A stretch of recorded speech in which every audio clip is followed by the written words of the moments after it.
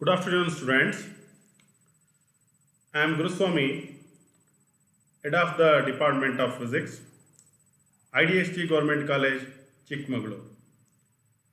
In this video, I am going to present a lecture on superconductivity. This is my fourth lecture. This is session 24. This belongs to the program 3rd BSc Physics, 6th semester, paper 7.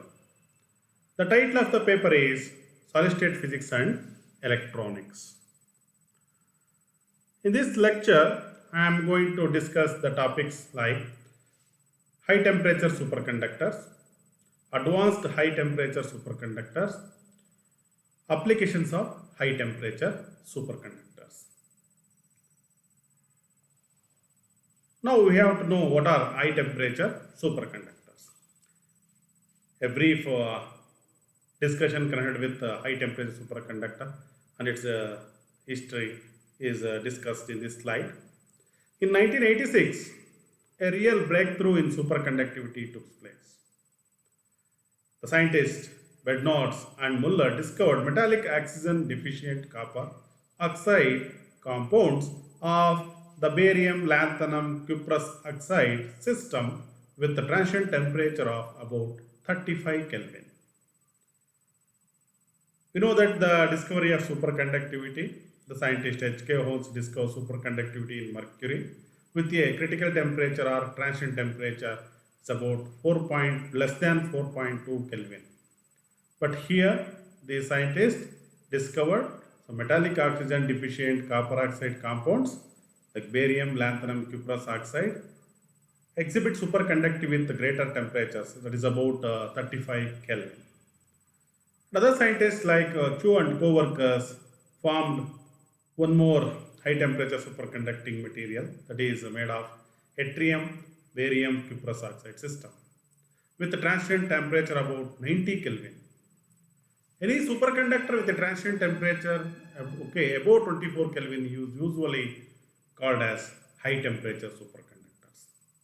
So it is difficult to state the mechanism of these high temperature superconductors or superconductivity.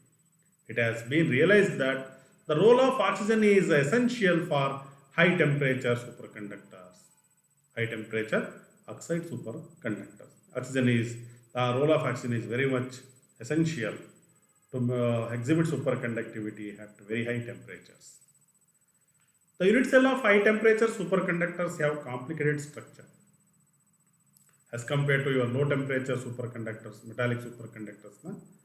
Their unit cell structure is very simple, but the unit cell structure of these high temperature superconductors made of these oxidized compounds will be very complicated.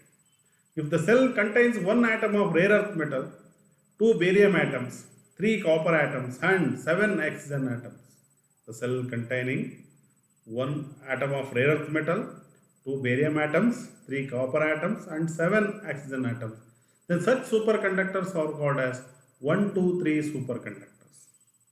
One rare earth atom and two barium atoms and three copper atoms and seven oxygen atoms. Thereby these high temperature superconductors are simply referred as 1, 2, 3 superconductors. They exhibit superconductivity even at greater temperatures. Now we are going to discuss applications of high temperature superconductors. In your curriculum, they mentioned somewhat a qualitative discussion about three important applications. First, we have to discuss those applications. Later, we are going to discuss some other applications of high temperature superconductors. Now, we are going to discuss one by one those three important applications mentioned in your syllabus. First one is construction of electromagnets or superconducting magnets. A superconducting magnet is an electromagnet made from coils of superconducting wire or superconducting cables. They must be cooled to cryogenic temperatures. Cryogenic temperatures means very low temperatures during their operation. In its superconducting state, the wire can conduct much larger currents than the ordinary wire or conventional wire, current carrying wires, creating very high magnetic fields or intense magnetic fields. Secondly, superconducting magnets can be cheaper to operate because no energy is dissipated as heat in windings. During operation, the magnet windings must be cooled below their critical temperature.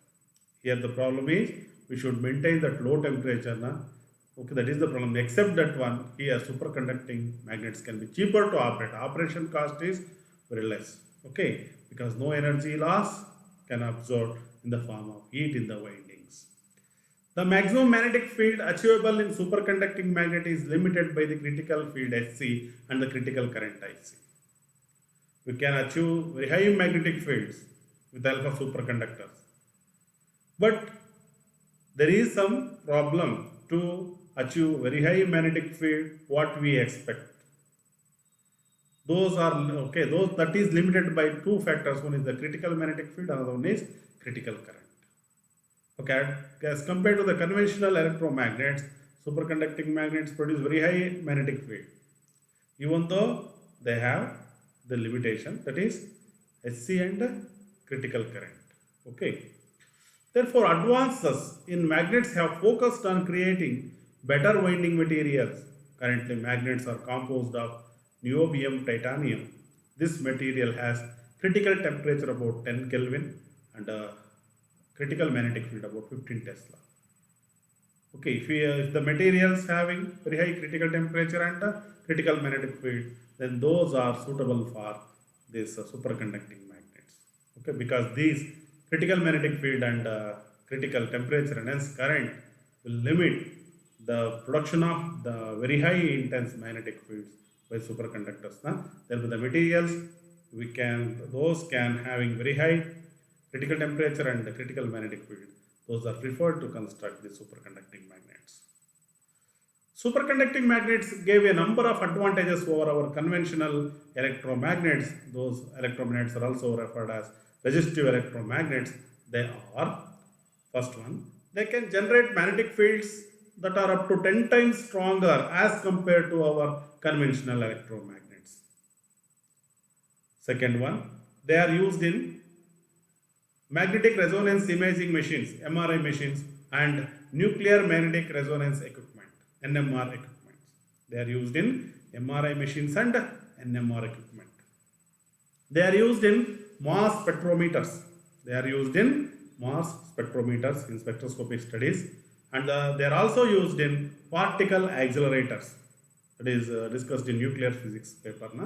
Okay, now to produce very high magnetic fields to accelerate the particles to required energy. So there we are going to use these superconducting magnetic field magnets to produce very high magnetic fields.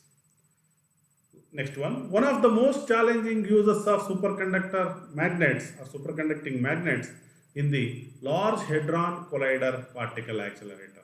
Recently, this LHC particle accelerator experiment was carried out, and so we get beautiful results in that. Okay, so one of the most challenging uses of superconducting magnets in the LHC particle accelerator. These are the few important applications of superconductors, superconducting magnets. Sorry. Next application: transmission of electric power or superconducting cables. Here, superconducting high power transmission and distribution cable transit 5 to 10 times the electrical current of traditional copper or aluminum cables with significantly improved efficiency. Okay, superconducting high power transmission and distribution cables or wires transmit 5 to 10 times the electric current of traditional copper or aluminum cables with significantly improved efficiency. The superconducting power cable system consists of the cable, which consists of hundreds of strands of superconducting wire wrapped around a copper core, and the cryogenic cooling system to maintain proper operating conditions. Okay, listen here, the superconducting cable, hundreds of strands of superconducting wires wrapped around the copper core, and that is enclosed by a cryogenic cooling system to maintain proper operating conditions to transmit very high current or power.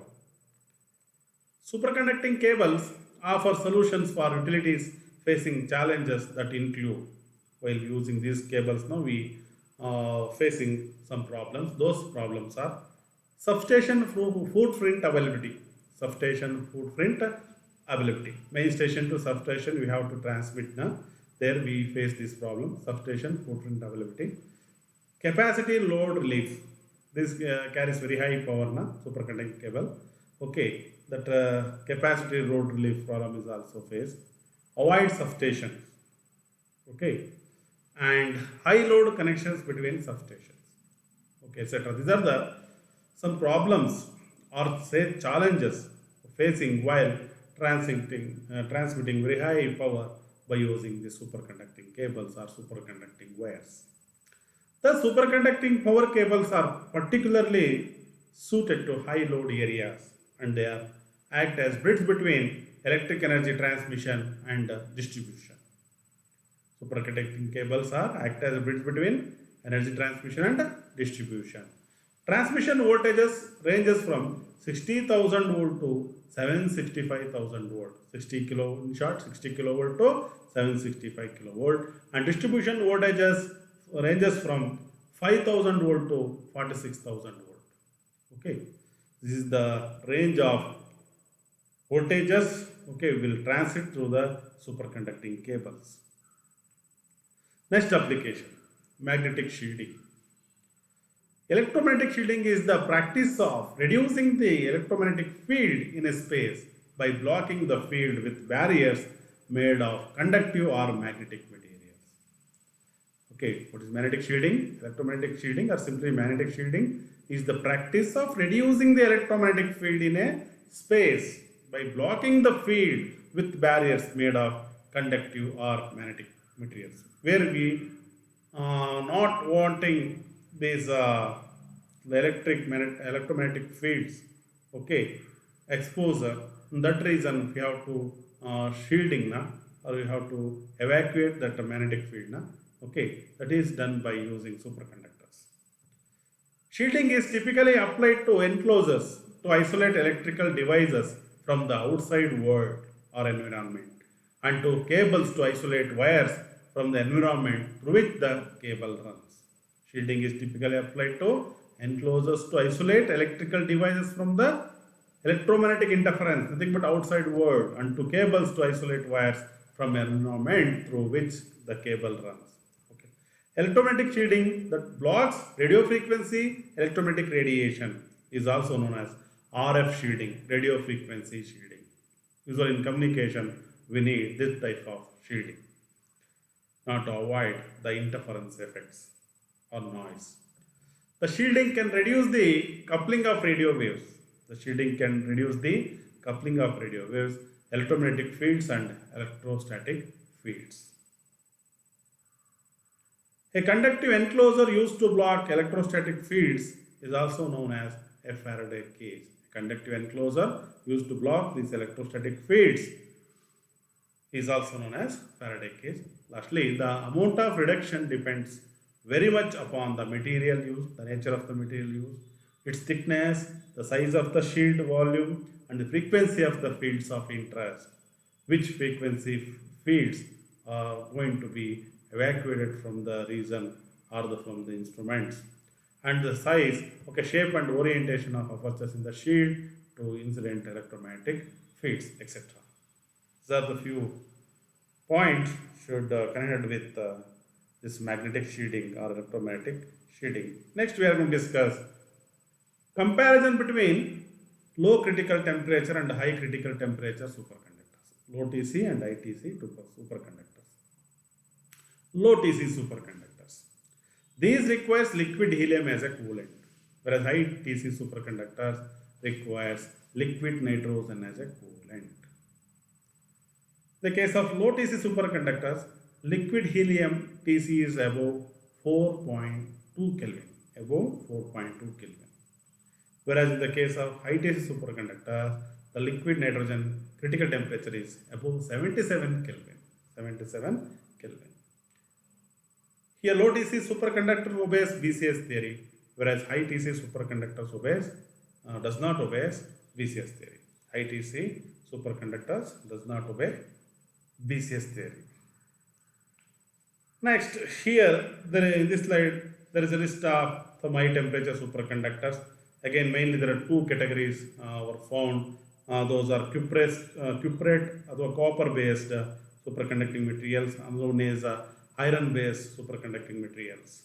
Okay, here the first one, cuprate based superconducting material is mercury, barium, uh, calcium, sorry, and copper, cuprate, okay, oxide, high temperature superconductor whose critical temperature is found to be 133 Kelvin, and one more is bismuth based high temperature superconductor whose critical temperature is about 1000 sorry 110 Kelvin, and last one is yttrium based this one high temperature superconductor which whose critical temperature is found to be 92 Kelvin.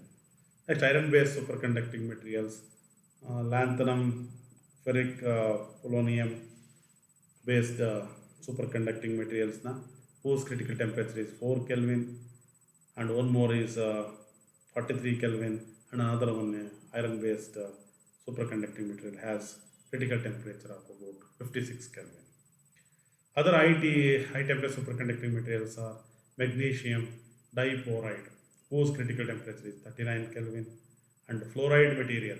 Alkali metals are intercalated into cobalt 60, and whose critical temperature is 38 Kelvin. These are the few examples for advanced high temperature superconductors. Now we are going to discuss few other applications of high temperature superconductors. These high temperature superconductors found applications in energy storage devices. Energy storage devices, that is abbreviated as SMES, superconducting magnetic energy storage. Superconducting magnetic energy storage. There we use superconductors. In the case of particle accelerators, we use superconductors. Already this point is covered, that is LHC, Large Hadron Collider Oscillator accelerators. Okay. Next, rotating machinery, magnetic separators, etc. These are the few other applications of high temperature superconductors. Lastly, we are going to discuss advantages and limitations of high temperature superconductors. Advantages: significantly compact and high speed computer.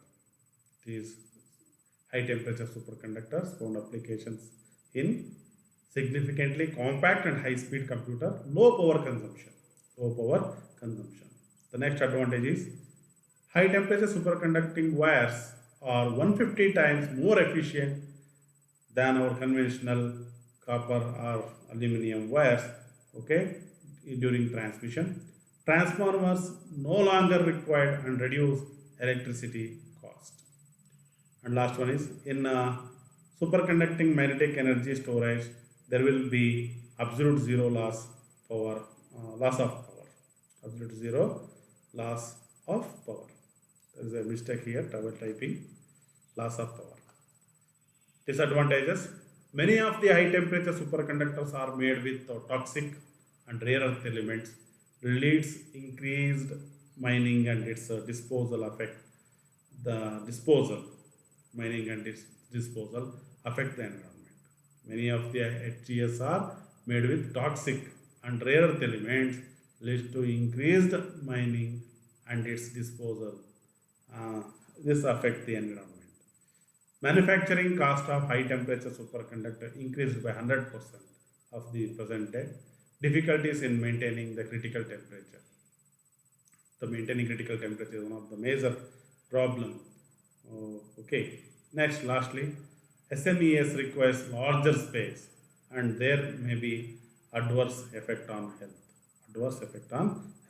So the few advantages and disadvantages of this high temperature superconductors. With this, I am going to end this session. The examination, you may expect 2 marks questions on this high temperature superconductivity or superconductors. What are high temperature superconductors? Give example. That may be a possible question. And 3 important applications were mentioned in your syllabus. They may be asked for 2 marks question. That is construction of superconducting electromagnets, and one more is construction of this one. Give a brief note on superconducting cables, and lastly, electromagnetic shielding, superconducting electromagnetic shielding, and lastly, advantages and disadvantages of high temperature superconductors. These are the possible questions may expect in the coming examination. With this, I am going to end this session. Thank you one and all.